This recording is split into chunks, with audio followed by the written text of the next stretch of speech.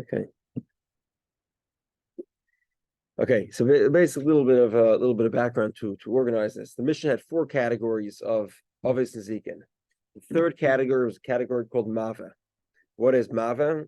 Well, that's sort of the subject of today. Now, the Mishnah also points out that Shor and Mava are somewhat similar, but also different. The Mishnah says they're different because which doesn't exactly say what the difference is. Shor is not like Mava, and Mava is not like Shor. The Mishnah doesn't tell you what exactly the distinction is. And then Shor and Mava are different than Eish. Why? Because Shor and Mava are Yesh B'Ruachayim. They have life to them. Shor is an ox. Oh, okay. So Shor, but we'll see what Mava is. Maybe Mava is the same thing too. We'll have to get to it. Right. Shor. So the 2 critical things. So we have to know what Mava is. Shor and Mava are different. We don't know what the difference is. We have to explore what that difference is. And finally, Shor and Mava are different than Eish. Why? Because Shor and Mava are both alive, whereas Eish is not alive. Okay. The Gemara tries to explore. So whatever Mava is, we have to explain what the difference between Shor and Mava is. The difference that the Mishnah says exists, but it doesn't tell us what that difference is. In other words, if it would have just said Shor, we would not know Mava. If it would have just said Mava, we would not know Shor. We don't know exactly why that's the case. Okay, so Gimel and Beis, Hamava v'Hever. My Mava, what is Mava? Rav Amar, Mava is Odom. Mava is a person who does damages. Now, in one of the points to bring up, which will come up again a little bit later, is that really when a person does damage, there's 2 types of ways a person can damage. There is what we call chayvel, and there's mazak. Chayvel is where a person assaults somebody else. And in the case of chayvel, there's 5 payments, right? Nezet, Tzari, Pesheves, and Baishis.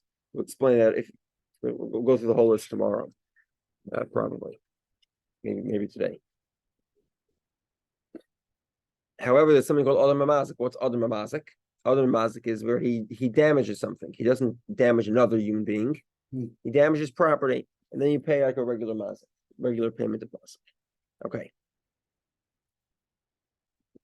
So we'll have to explore, and we'll get to it soon, what type of Adam are we referring to? Are we talking about Chayvel, or are we talking about Mazik? Adam Mazik. Okay, Chayvel again. Chayvel always means a man to his friends. There's a parak called a chayvel, and that discusses that type of damage extensively. Okay.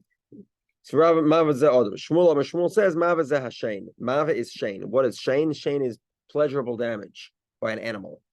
So according to Shmuel, Mava has nothing to do with a human being. Mava is a part of Shor. Okay, Rav Amar Mava ze Adam. Mava is a person. Why? The verse states, Amar Shomer, the watchman said, Asa Baiker, the morning is come, Begam Lola im Tivoyan Boyov. 1 second.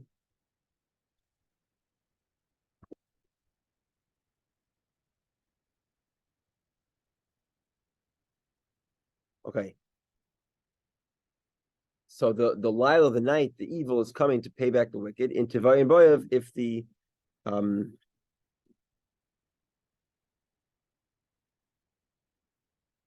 1 second. Yeah, show us it. But if the wicked sort of repent, and Tivayin Boyev means sort of a prayer, then they'll be spared. God will take them away from having to suffer through the night. Okay, so there we see that the word Mava is used in conjunction with prayer, which is clearly a human activity. Shmuel says Mava is Shein. Mava is Shein. T'chsev ech nechbesu Esav. Nivu matzpunov. Nivu matzpunov here means revealed his plans. What's something that's partially revealed and partially hidden? That's the teeth. My mashma, how do we see this? Because I'm talking about Yosef. Echten is balish Esav is galan matmrohi. His plans were revealed. So versus Rav my time Shmuel. Why does Rav reject Shmuel's opinion? Because Shmuel also the word Mav is also used in conjunction with something that's revealed. Or Moloch, that's Rav would say Miktani Niva.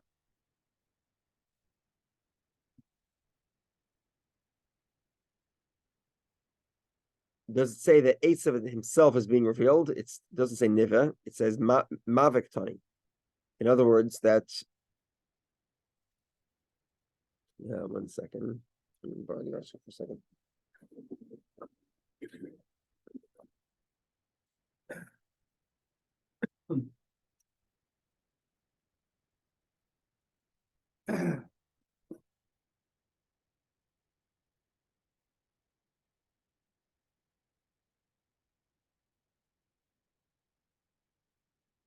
Okay, so in other words, if it would have said niva, it would be referring to Esav's teeth himself. And then it makes sense that the word niva, which means revealed, could be referring to the teeth. But because it says mave meaning he's going to act with mave, therefore it can't be referring to the teeth. Shmuel my time alayim karav. 1 second.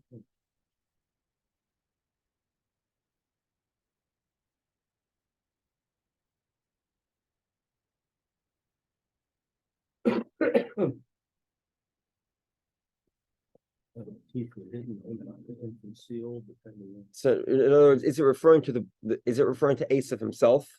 Esav, then it would be referring to teeth, or is it referring to Esav acting? Well, and then it wouldn't be referring to teeth. Okay, Shmuel my time alayim karav. Why does Shmuel not go with Rav? Amar Loch. So Shmuel would say to you, "Bigtani boya." If it actually meant to pray, it would say that it would use a simple version. Boya, that they pray for their own redemption. But it doesn't say that. It says mava, meaning they will cause the prayer will be caused. Because that's the case. It's not the person himself speaking it, so therefore it's not a proof that it refers to an adam, a person. So the okay. The psukim aren't clearly like either opinion.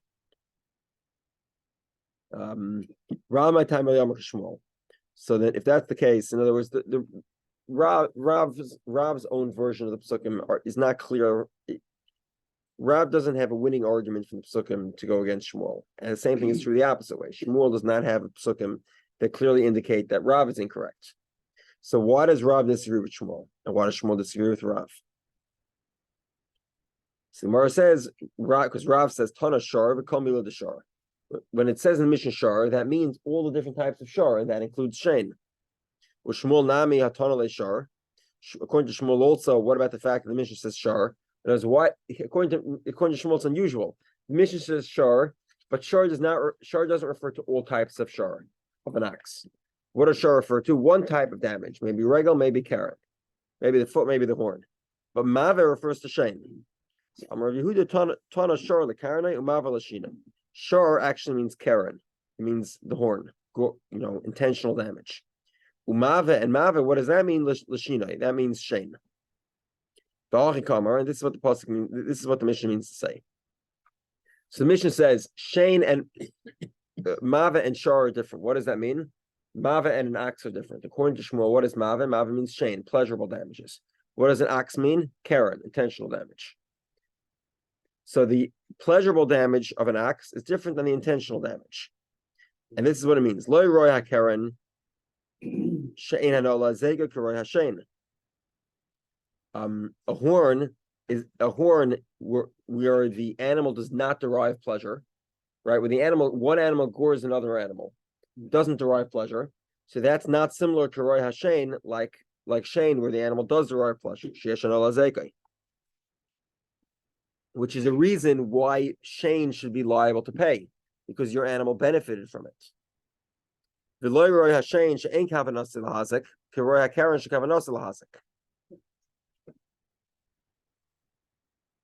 And Shein that does not have the intention to do damage is different than Karen, which does have intention to do damage. So Mar says 1 second.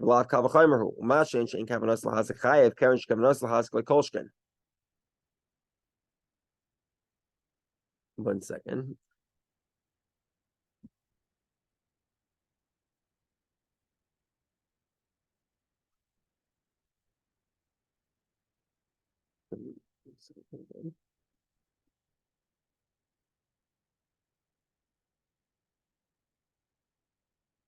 Okay. So okay, I explained it the wrong way. At this point of the Gemara is explaining it back the other direction. We'll see the Gemara will switch it.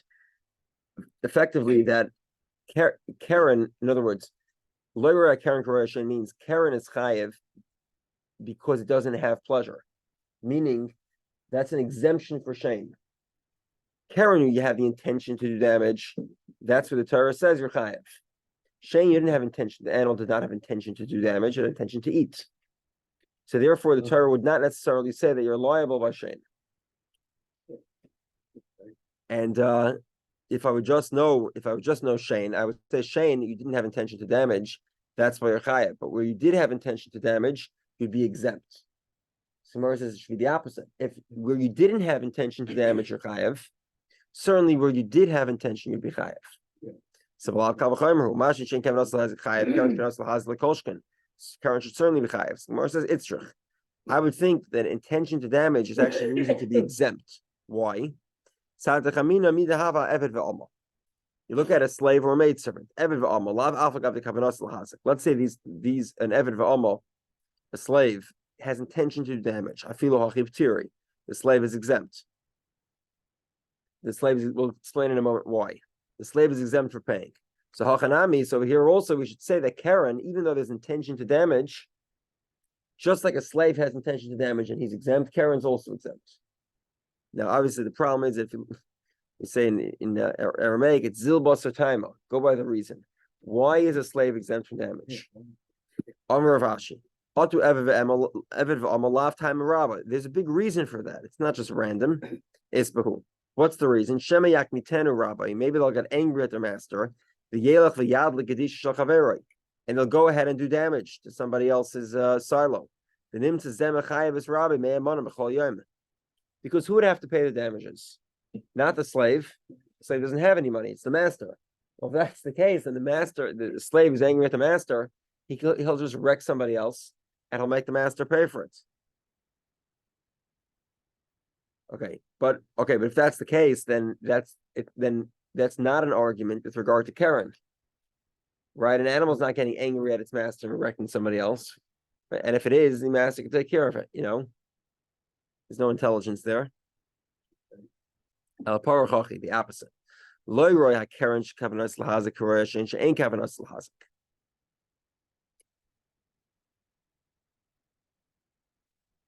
If it would have only said Karen, I would say Karen is chayev because Karen has intention to damage, whereas Shane does not. Maybe Shane would be exempt. And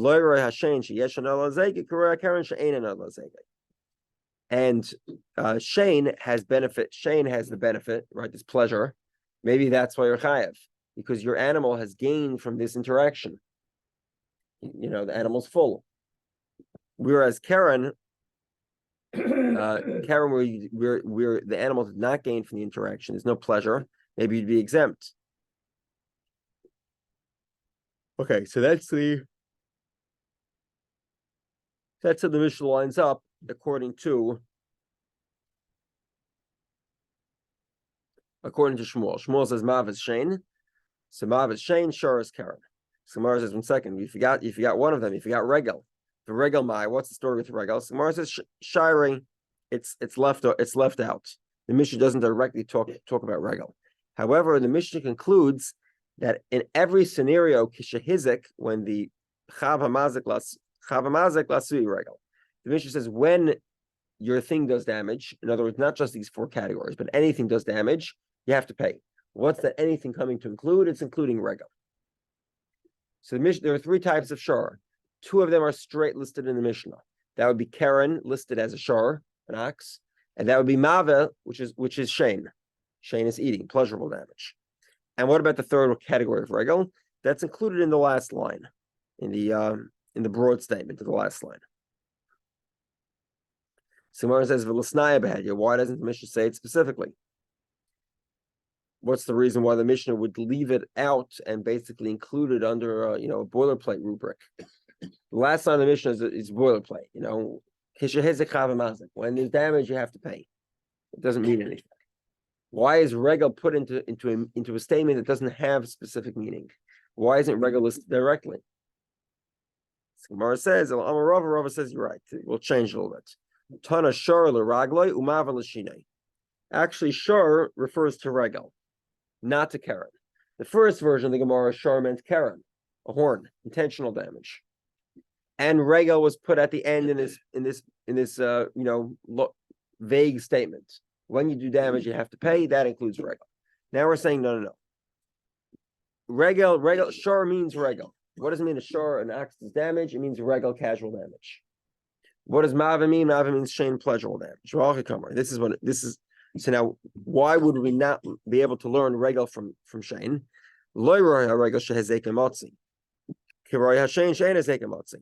Regel has a unique feature. Regel is very common. That's the whole idea of regel. It's common damage. It's casual.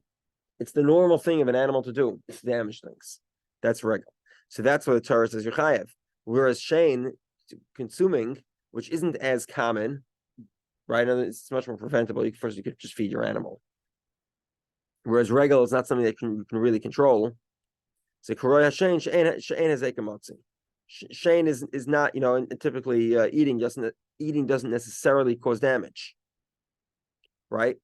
Whereas it's also a solution.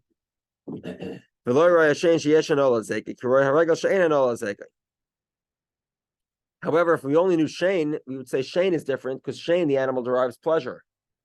So that's why you're chayav and shein. But regel, the animal does not derive pleasure. The animal is totally ignorant of what it did. It's just being an animal. Okay. So that's why you can't learn one from another. The keren mai. So what's the story with keren? How do we know that keren you're chayav on? So Mara says shire, it's left out, and it's included in kishahizik mazik latsuya keren. That last line of the Mishnah, that includes keren. The Gemara says, okay, why isn't it listed specifically? So here the Gemara says the big distinction. So as we briefly mentioned earlier, keren has a very unique feature, which we'll spend an enormous amount of time in this Masechta talking about. And that is the feature called tam and muad. What does that mean? A tam means whole or simple. A tam is a regular animal. The animal starts off as a tam. That means that it should not be expected to go out on a rampage and do damage. However, once it does damage 3 times, so then we say it's habituated to damage, and now we say it's a muad. Muad literally means habituated. Okay, so now the Mishnah prefers examples of scenarios where you're a muad mitchilosai, meaning that every instance in the Mishnah is a scenario of muad right away. For example, regel is muad right away. There's no such thing as tam by regel. Tam only exists with regard to keren, intentional damage, because it's so unusual. Because it's not normal for the animal to do to intentionally inflict damage, to gore, basically. So therefore, the Torah says, "Oh, it's an exception. The first 3 times, you only make a half payment." And like we said yesterday, it's also limited by the value of the animal. That's called migufay. Okay, so the Mishnah gives cases of muadin mitchilosan, scenarios where you're a muad immediately. That would be shein and regel. But the Mishnah didn't want to give examples of an animal that's first a tam, then a muad. Okay, so Gemara says, Shmuel my time al Rav. Why does Shmuel reject the opinion of Rav?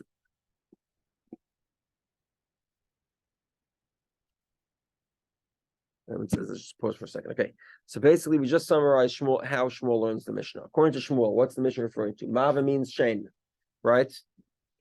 Shor refers to regel. So regel and shein cannot be learned from each other. And keren is included under the last rubric of the Mishnah, kishahizik mazik. Now, how does Rav learn the Mishnah?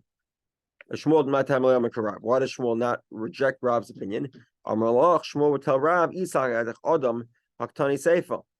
the Mishnah lists Adam in the end later on in this parak. We'll see it. The Mishnah specifically says Adam Mazik. Why would the Mishnah say Mav at first and then talk about Adam? And why is it necessary to repeat itself? What does the Mishnah say? Shor Hamud, you have a Shor Hamud, but Shor Mazik versus Sanizik. and a shor that damages in the domain of the one who was damaged, private property, in other words, v'ha'adam, and a person who does damage.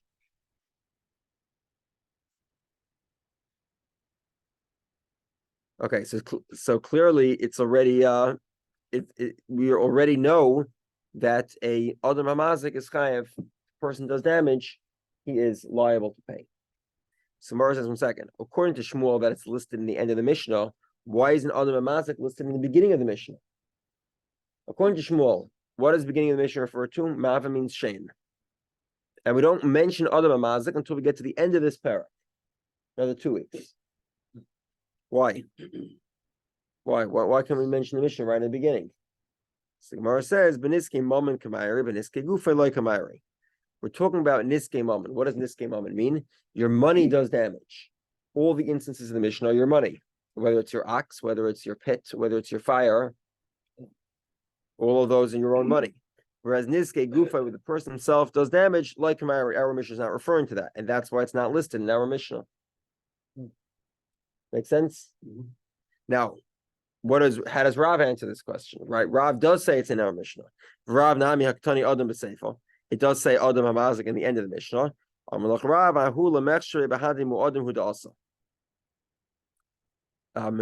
It's trying to point that the Mishnah is pointing out the fact that adam is a muad. An adam hamazik can never say, usually doesn't happen. I made a mistake. I'll apologize and give me half payment and we'll move on. It doesn't work that way. The person does damage, he's always chayav. Adam mazik is always chayav.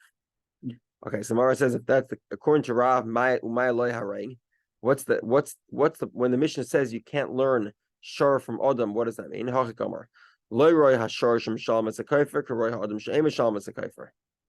Shor has a unique feature, which is that if a shor kills under certain circumstances, if a shor kills somebody, a shor will pay kaifer. Will have to pay a penalty payment. Whereas if a person kills somebody, how much money does he have to pay? Somebody kills somebody else. How much money do you have to pay? 0. Why? Because he gets death. He gets capital punishments. And even if he actually doesn't get capital punishments, because for whatever reason is ineligible, because it is the type of offense that would incur capital punishment, therefore he's exempt. So he makes 0 payments. So in a certain sense, you see here that Adam is actually more lenient than Shor, right? A Shor will have he pays with his life. If you're or not, but he still wouldn't pay money. Yeah. But in other words, if a Shor kills somebody, the Shor, by the way, also pays with his life. The Shor, a Shor that kills somebody. So this kaifer is after it happened 3 times. The animal would be killed even earlier, though. A shor that kills somebody is killed, and the owner potentially would have to pay kaifer under certain circumstances. Whereas a person is executed, but he doesn't make any payment. There's no we don't do the civil suit and criminal suit. We don't do that here. That's what Kamma Rabbi is. There is no civil suit where there's going to be a criminal, major criminal punishment. Okay. When a person damages somebody else, what we call chayvel is assault or battery, he makes 4 additional payments besides for nezek. He has to pay for the doctor, he has to pay for the pain, he has to pay for the time off work and the embarrassment. 5 in total, 4 plus 1. Nezek obviously a short pays as well. What's the common denominator between a man and an ox? Shadark and lahazik, that they can cause damage. So the Gemara says, "V'chishar dark and lahazik." Does the shor cause damage? And the Gemara says, "Yeah, but muad. If it's habituated, umuad dark and lahazik." So the Gemara says, in other words, is it still normal? The Gemara says, "Yeah." Kivan da'ayayid. Once it became a muad, it's habituated to do damage. So even though that damage might seem to be unusual, but once it's habituated, it's normal. So the Gemara says, "Adam dark and lahazik b'yashan." Does a person normally do damage when he's sleeping? So Gemara says, yeah, Yashin Dark al-Hazak, even the Kayaf Pashat Orchil. Because people sleep, they sort of stretch all over the place. I think I mentioned that everyone's put their glasses too close to where they were sleeping, and it's ruined the next day, right? Right. So how did that happen? Yeah, a person does do damage when he's sleeping, and he knows it. Okay. So Gemara says, Shmiras and Allah. this is a very strong proof to Shmuel and a serious question in Rav. Shmuel says our Mishnah is not talking about Niskei Gufay, meaning it's not talking about a person doing damage. It's only talking about his money doing damage. There's a very good proof in it. Why? Because the Mishnah explains that all of these have a common denominator. What's the common denominator? Ushmirasan alecha. You're obligated to watch it. That makes sense when you refer to a man's money, his ox, his fire, his pit. That makes sense. You have to watch your pit, or your fire, or your ox. But wasn't you have to watch yourself? That's not quite the case. Your watching is an inherent responsibility of he has to, it's not on him, it's him himself. He has to watch himself. It's not on him. It's not that he's responsible for his own behavior, as if that responsibility is something that's external to him. That responsibility is part of his life. The word alecha is problematic here. Alecha is not on. Alecha sort of means on him, meaning that the responsibility is from an outside reason, and not inherent. Adam shmiras gufei olav.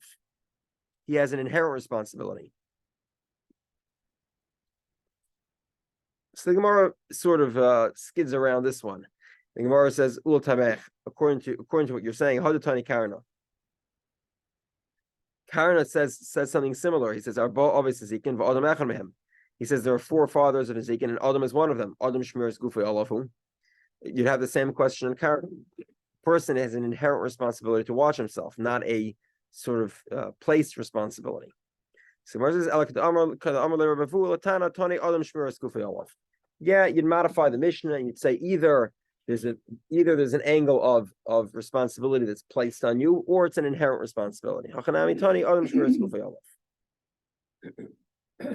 Okay.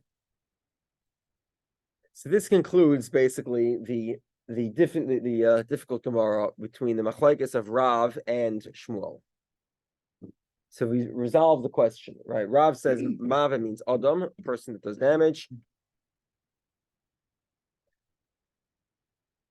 Shmuel says that Mava is Shane, and our entire Mishnah does not refer to human beings. Human beings are not included in the Mishnah. The Mishnah is only talking about your money, your animal, your pit, your fire. Together?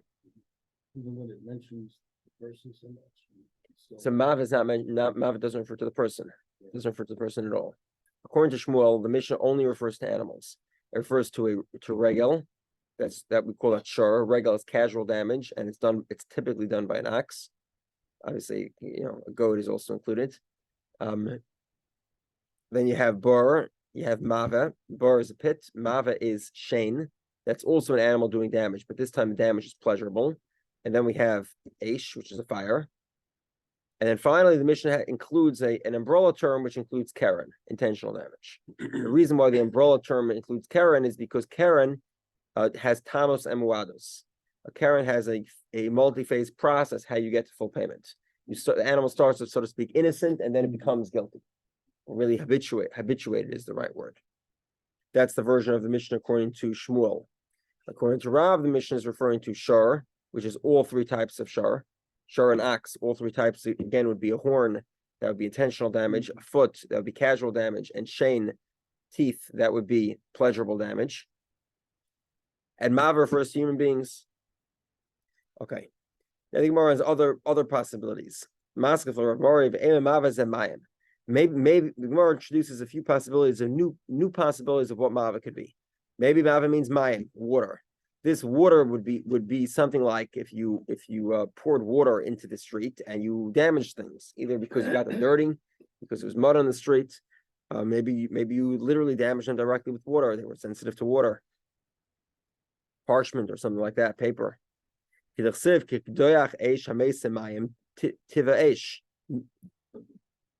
tiva esh. The main line here is that water sort of arouses a fire. Tiva means here that if you pour water on a boiling hot fire, the water starts to boil, sort of evaporates and makes steam. Mm-hmm. Obviously, if the fire is large enough that water wouldn't put it out immediately, that this is the process that happens. So you see here that tiva, in other words, to boil is the word water is associated with boiling. So Gemara says miksiv mayim nivu. Does it say that the water will be boiled? Tiva eish ksiv. In other words, to the contrary, the fire boils the water. It's not the water that boils the fire, right? And as the first version of the Mishnah is that you throw water on a fire, what happens? It boils. So we see water is called tiva here means to boil. The water is called mava. Whereas no, it's the opposite, right? It doesn't say the water get niva. The water is the one that's boiled. It's that the fire boils the water. It's tiva eish. So if that's the case, what's the next question? And what's the next suggestion for what mava might mean? Maybe it's eish. Maybe it's a fire. One second. Maybe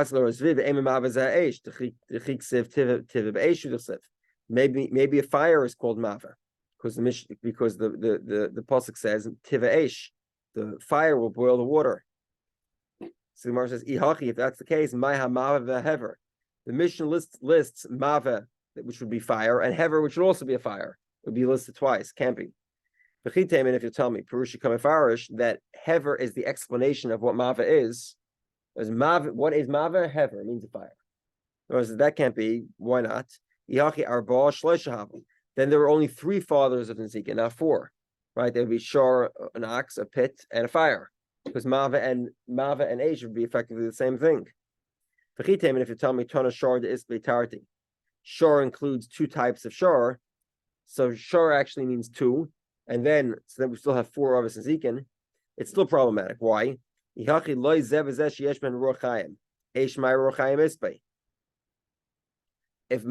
mava means a fire, right?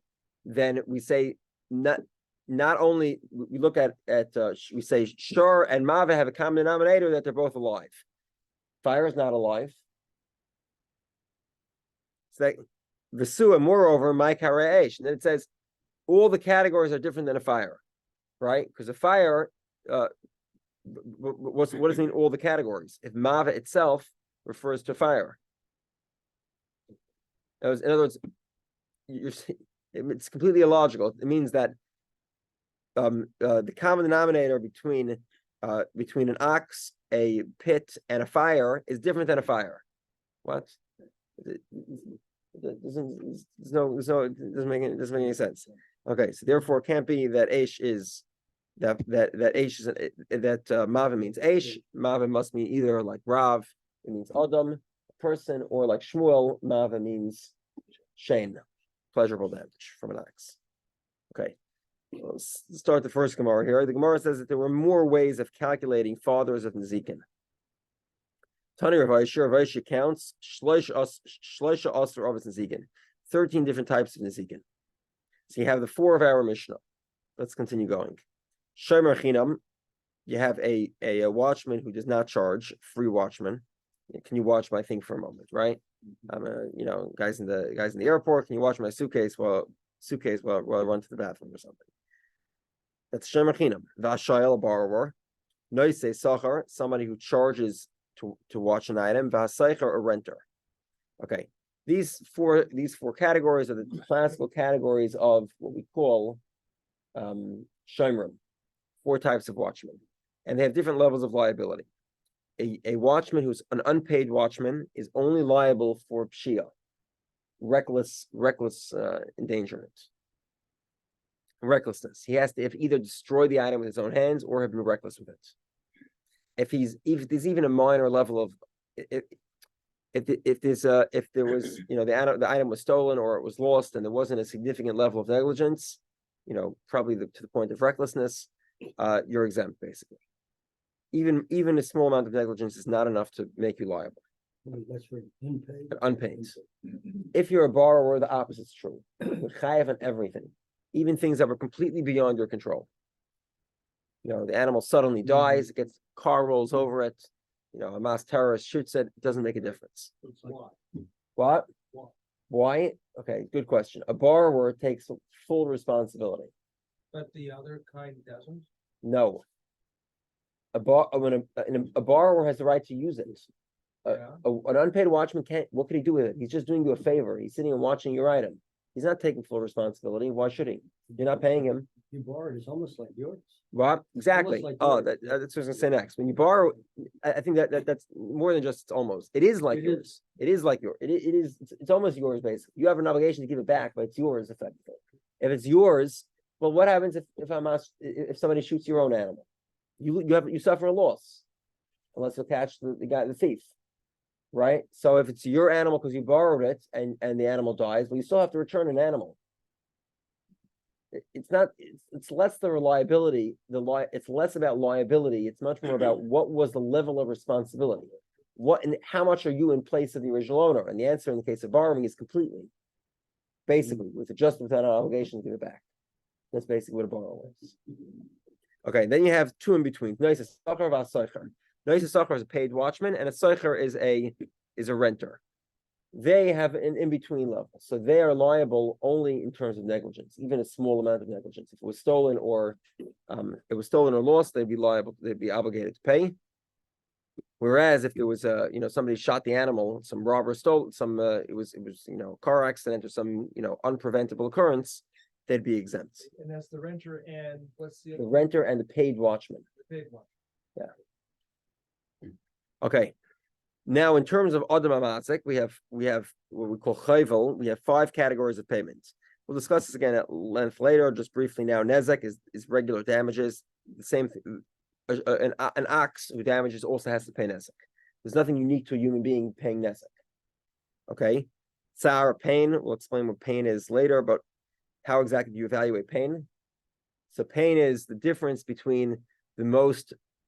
If a person has to have an unpleasant procedure, right? That could be the most pleasurable and most displeasurable way to have that procedure. For example, let's say somebody has to get a tooth removed, right?